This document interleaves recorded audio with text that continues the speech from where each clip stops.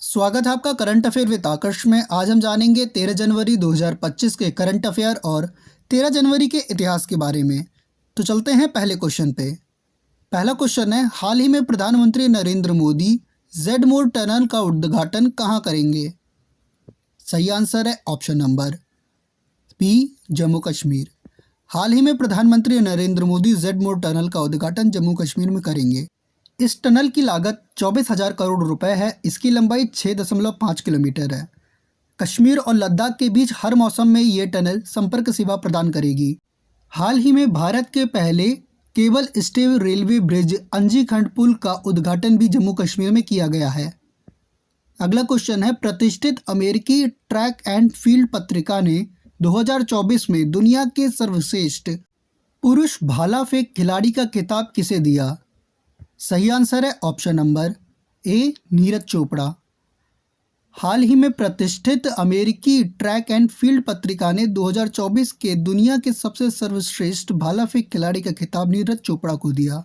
अगला क्वेश्चन है, अत्यधिक ठंड की स्थिति में काम करने वाले सैनिकों की सुरक्षा के लिए हिम कवच नामक वस्त्र प्रणाली किसने विकसित की?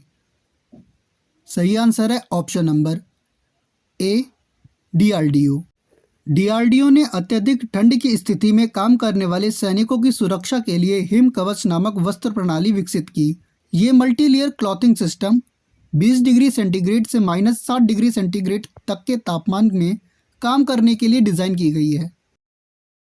अगला क्वेश्चन है, हाल ही में भारतीय नौसेना को मझगांव डॉक शिप बिल्डर्स द्वारा प्रोजेक्ट P-75 के तहत सौंपी गई छठी स्कॉर्पियन पनडुब्बी का नाम क्या है? सही आंसर है ऑप्शन नंबर सी, वागशीर। भारतीय नौसेना को मझगांव डॉक शिप बिल्डर्स द्वारा प्रोजेक्ट 75 के तहत छठी स्कॉर्पियन पनडुब्बी INS वागशीर सौंपी गई। अगला क्वेश्चन है, हाल ही में किस देश में आए राफेल तूफान के बाद भारत ने मानवीय सहायता भेजी? सही आंसर है ऑप्शन नंबर सी, क्यूबा। हाल ही में क्यूबा में आए राफेल तूफान के बाद भारत ने मानवीय सहायता भेजी। क्यूबा कैरेबियन सी में एक द्वीप देश है। साल 1960 तक क्यूबा दुनिया का सबसे बड़ा चीनी निर्यातक देश था, जिसके कारण इसे चीनी का कटोरा कहा जाता है। अब आपको कमेंट कर बताना होगा कि सबसे बड़ा चीनी निर्यातक देश कौन सा है। अगला क्वेश्चन है, हाल ही में जॉन ड्रमानी महामा ने किस देश के नए राष्ट्रपति के तौर पर शपथ ली? सही आंसर है ऑप्शन नंबर बी, घाना। हाल ही में जॉन ड्रमानी महामा ने घाना के नए राष्ट्रपति के तौर पर शपथ ली। अगला क्वेश्चन है, नेचर एजिंग पत्रिका की वैश्विक वृद्धावस्था सूचकांक 2025 में भारत का कौन सा स्थान है? सही आंसर है ऑप्शन नंबर सी, 123वां। नेचर एजिंग पत्रिका की वैश्विक वृद्धावस्था सूचकांक 2025 में तेजी से बूढ़े हो रहे समाज के लिए तैयार रहने की स्थिति में भारत का 143 में से 123वां स्थान है। अगला क्वेश्चन है, हाल ही में राष्ट्रीय युवा दिवस कब मनाया गया? सही आंसर है ऑप्शन नंबर डी, 12 जनवरी। हर साल 12 जनवरी को राष्ट्रीय युवा दिवस मनाया जाता है। ये दिवस स्वामी विवेकानंद जी की जयंती के उपलक्ष्य में मनाया जाता है। इस साल की इसकी थीम है राष्ट्र निर्माण के लिए युवा सशक्तिकरण।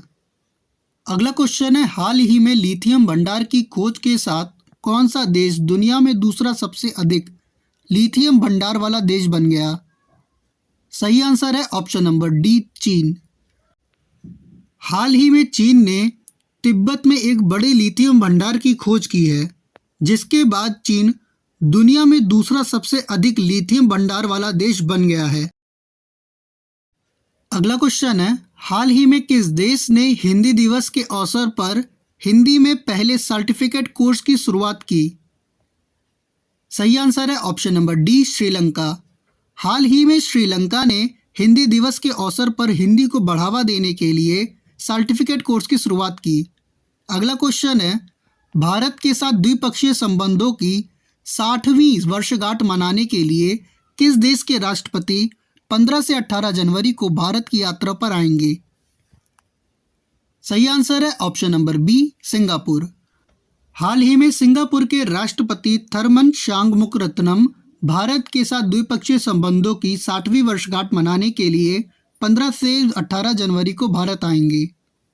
अगला क्वेश्चन है, हाल ही में राष्ट्रीय मानव तस्करी जागरूकता दिवस कब मनाया गया? सही आंसर है ऑप्शन नंबर ए 11 जनवरी। हर साल 11 जनवरी को राष्ट्रीय मानव तस्करी जागरूकता दिवस मनाया जाता है। इस साल की इसकी थीम है बिंदुओं को जोड़ना, समुदायों को मजबूत बनाना और तस्करी को रोकना। अगला क्वेश्चन है, हाल ही में संस्कृति और पर्यटन मंत्री गजेंद्र सिंह शेखावत ने किस भाषा को आधिकारिक तौर पर शास्त्रीय भाषा का दर्जा देने की घोषणा की? सही आंसर है ऑप्शन नंबर ए मराठी। हाल ही में संस्कृति और पर्यटन मंत्री गजेंद्र सिंह शेखावत ने मराठी भाषा को आधिकारिक तौर पर शास्त्रीय भाषा का दर्जा देने की घोषणा की। अगला क्वेश्चन है, हाल ही में किस देश के क्रिकेटर तमीम इकबाल ने अंतर्राष्ट्रीय क्रिकेट से संन्यास की घोषणा की? सही आंसर है ऑप्शन नंबर ए बांग्लादेश। हाल ही में बांग्लादेश के क्रिकेटर तमीम इकबाल ने अंतर्राष्ट्रीय क्रिकेट से संन्यास की घोषणा की। अगला क्वेश्चन है, हाल ही में किस देश में पहली बार रोबोटिक प्रणाली के माध्यम से 286 किलोमीटर दूर हृदय की टेली सर्जरी की गई? सही आंसर है ऑप्शन नंबर सी भारत। हाल ही में भारत में पहली बार रोबोटिक प्रणाली के माध्यम से टेली सर्जरी की गई।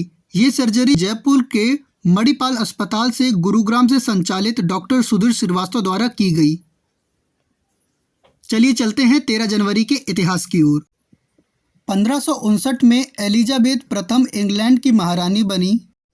1610 में इतावली खगोलविद, भौतिकविद और गणितज्ञ गैलीलियो ने बृहस्पति के चौथे उपग्रह कैलिस्टो की खोज की।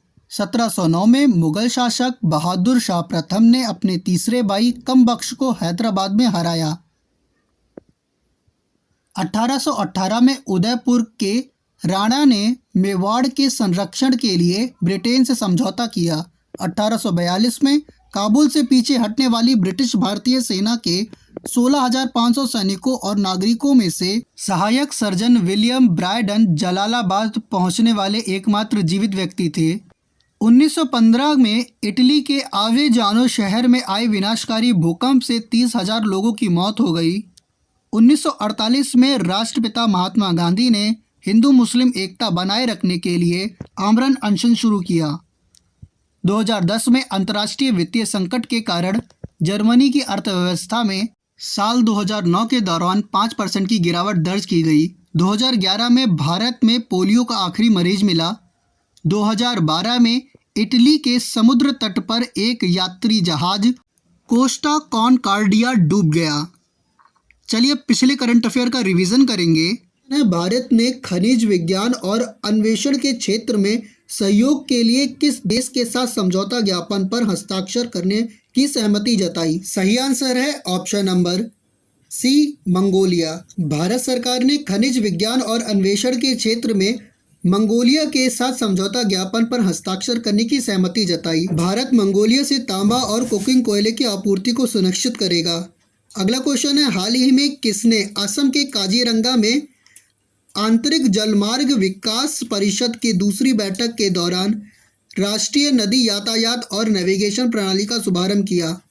सही आंसर है option number B Sarbananda Sonowal. Sarbananda Sonowal ने आंतरिक जलमार्ग विकास परिषद की दूसरी बैठक में राष्ट्रीय नदी यातायात और नेविगेशन प्रणाली का शुभारंभ किया। यह पहल भारत के आंतरिक जलमार्ग परिवहन की सुरक्षा और दक्षता को बढ़ाने का लक्ष्य रखती है। सर्बानंद सोनोवाल केंद्रीय बंदरगाह, नौवहन और जलमार्ग मंत्री हैं। अगला क्वेश्चन है, दिल्ली के भारत मंडपम में विकसित भारत यंग लीडर्स डायलॉग 2025 का आयोजन किसने शुरू किया? सही आंसर है option number B Mansukh Mandaviya. केंद्रीय मंत्री मनसुख मंडाविया ने अगली पीढ़ी के नेताओं को सशक्त बनाने के लिए विकसित भारत यंग लीडर्स डायलॉग 2025 का आयोजन किया। अगला क्वेश्चन है, दक्षिण भारत की पहली संक्रामक रोग अनुसंधान प्रयोगशाला कौन स्थापित करेगा? सही आंसर है ऑप्शन नंबर सी बीएमसीआरआई। बीएमसीआरआई दक्षिण भारत की पहली संक्रामक रोग अनुसंधान प्रयोगशाला स्थापित करेगा। भारतीय आयुर्विज्ञान अनुसंधान परिषद बीएमसीआरआई में इस प्रयोगशाला को स्थापित करेगा। अगला क्वेश्चन है, कोपरनिकस क्लाइमेट चेंज सर्विस की रिपोर्ट के अनुसार 2024 में वैश्विक तापमान ने पूर्व औद्योगिक स्तरों से कितने तापमान की सीमा को पार किया? सही आंसर है 1.5 degree centigrade. Copernicus climate change service की रिपोर्ट के अनुसार 2024 में 1.5 डिग्री सेंटीग्रेड तापमान पूर्व औद्योगिक स्तर को पार कर गया है।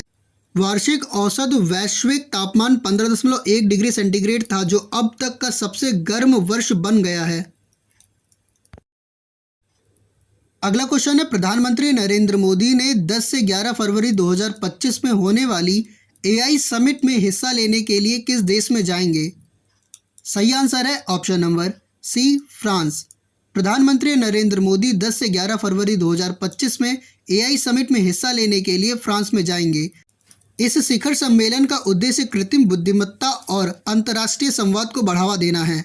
अगला क्वेश्चन है, भारत ने अगले 5 वर्षों में खाद्य और पेय पदार्थ, कृषि और समुद्री उत्पाद उद्योगों में कितने डॉलर के संयुक्त निर्यात का लक्ष्य रखा है? सही आंसर है option number C, 100 billion dollar. Bharat ने अगले 5 वर्षों में खाद्य, पेय पदार्थ, कृषि और समुद्री उत्पाद में 100 बिलियन डॉलर का लक्ष्य रखा। वाणिज्य एवं उद्योग मंत्री पीयूष गोयल ने नई दिल्ली में इंडस फूड 2025 के दौरान मुख्य भाषण में यह महत्वाकांक्षी लक्ष्य रखा।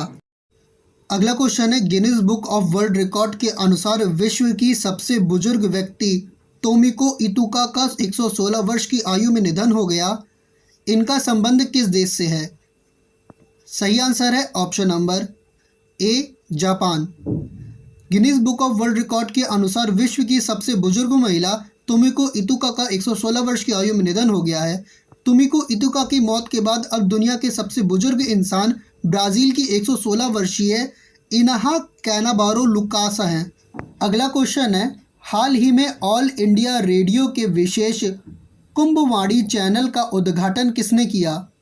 सही आंसर है ऑप्शन नंबर ए, योगी आदित्यनाथ। उत्तर प्रदेश की मुख्यमंत्री योगी आदित्यनाथ ने ऑल इंडिया रेडियो के विशेष कुंभवाणी चैनल का उद्घाटन किया। अगला क्वेश्चन है, हाल ही में राष्ट्रपति द्रौपदी मुर्मू ने कितने प्रवासी भारतीयों को प्रवासी भारतीय सम्मान पुरस्कार 2025 से सम्मानित किया? सही आंसर है ऑप्शन नंबर सी, 27। हाल ही में राष्ट्रपति द्रौपदी मुर्मू ने 27 प्रवासी भारतीयों को प्रवासी भारतीय सम्मान पुरस्कार 2025 से सम्मानित किया।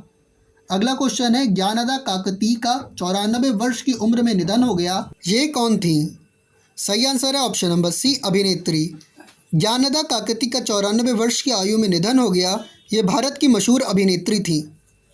अगला क्वेश्चन है, हाल ही में हिमाचल प्रदेश की सरकार ने Himachal Pradesh institute of public administration का नाम बदलकर किस पूर्व प्रधानमंत्री के नाम पर रखा? सही आंसर है option number B, doctor Manmohan Singh.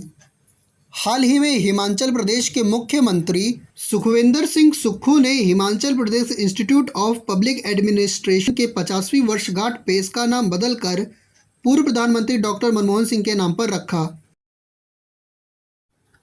अगला क्वेश्चन है, भारत के पहले केबल स्टे ब्रिज अंजीखट का उद्घाटन कहाँ किया गया?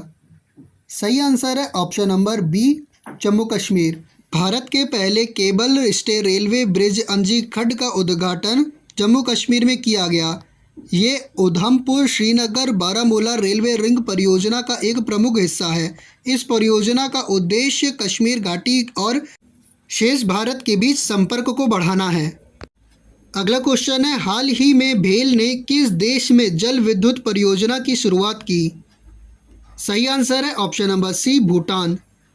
हाल ही में भारत हैवी इलेक्ट्रॉनिक्स लिमिटेड ने भूटान में 6170 मेगावाट की PSPI सेकेंड जल विद्युत परियोजना की 2 इकाइयों का सफलतापूर्वक संचालन शुरू कर दिया। अगला क्वेश्चन है, हाल ही में किस देश में माउंट ईबू ज्वालामुखी फटा? सही आंसर है option number D, Indonesia.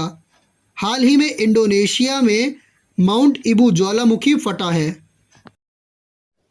Thank you very much. अगर आप लोग को ये वीडियो सेशन पसंद आया हो तो प्लीज़ इसे लाइक कीजिएगा, शेयर कीजिएगा और सब्सक्राइब ज़रूर कीजिएगा। Thank you very much. अगर आप लोग को ये वीडियो सेशन पसंद आया हो तो प्लीज़ इसे लाइक कीजिएगा, शेयर कीजिएगा और सब्सक्राइब ज़रूर कीजिएगा।